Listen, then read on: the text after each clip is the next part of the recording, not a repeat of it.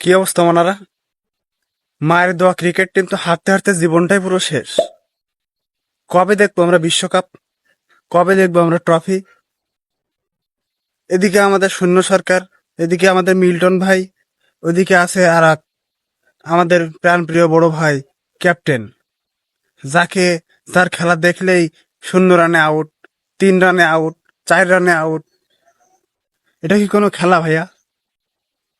কবে হইব আর? পরবর্তী প্রজন্ম কি এ আমাদের ট্রফির আশায় থাকবে? আমরা কি দেখে যেতে পারবো না? পরবর্তী বিশ্বকাপ, পরবর্তী বিশ্বকাপ, পরবর্তী বিশ্বকাপ বলতে বলতে 2099 সালেও তো আমরা বিশ্বকাপ পাবো না ভাইয়া। যদি আমরা এরকম করতে থাকি তাহলে লাভ কি? এই তো এসে তো ধান ধান চাষ করা যায়। এই ধান চাষ করলে তো কিছু ফসল হয় রে ভাই, উৎপাদন করে দেশে কিছু করা যায় রে ভাই।